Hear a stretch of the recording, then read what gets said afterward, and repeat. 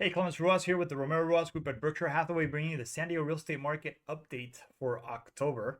So let's see what fall brings. And we have a lot to talk about regarding the housing market, interest rates, and but first but not least, what's going on in my life. This past, actually a couple weeks ago, my mom threw my lovely girlfriend here a baby shower for our baby that is coming in December. So this is obviously me and her. And then here is my mother-in-law, her, me, my mom. So she threw us this amazing baby shower. It was great. We had a blast. There was an entertainer, music, there was games. So I usually don't like to go to baby showers unless it's mine, but definitely had a blast. Appreciate that my mom decided to throw that for her. And but moving forward, interest rates actually we saw an increase. Remember we had seen this dip all the way to like 6.125 for a 30-year fix, and then this is kind of when the Federal Reserve actually lowered their interest rate, and as a result we actually saw an increase in the 30-year fixed rate. Obviously it doesn't have a lot to do. It doesn't correlate with the federal funds rate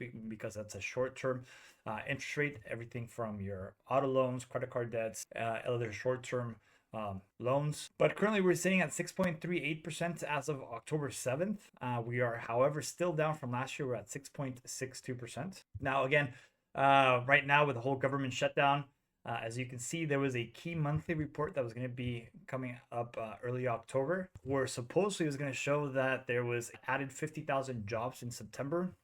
That would be a continuing soft trend from the recent months. Obviously, that would have actually helped the interest rates, probably lowered the 30-year fixed rate. But obviously, because the government shut down, that report did not come out.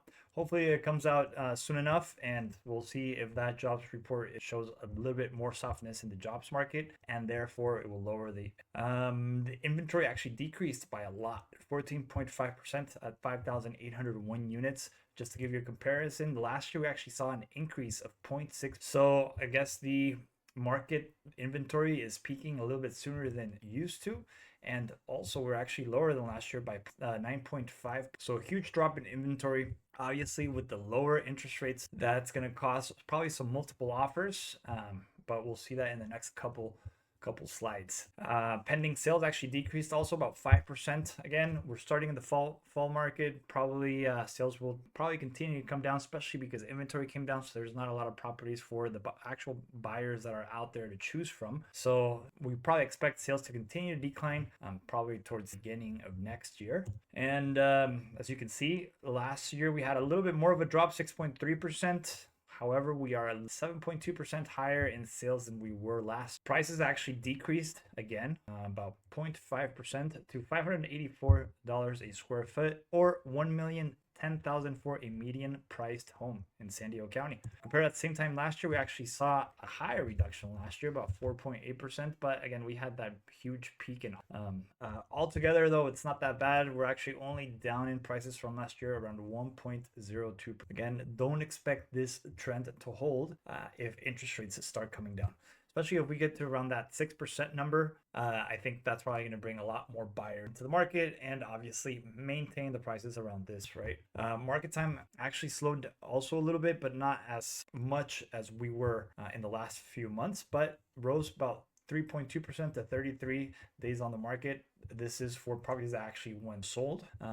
That is 27% higher than we were last year. Similar increase, well, actually a 9% increase last year, month over month, from August to September. And again, if interest rates keep coming down, you'll start to see the difference between this list to sales price ratio. We saw a big increase last month. Obviously, that is, I would guess, directly a result of the lower interest rates, and the lower inventory probably made more buyers compete for the same properties, and hence it brought the list to sales price closer to about 97.1%.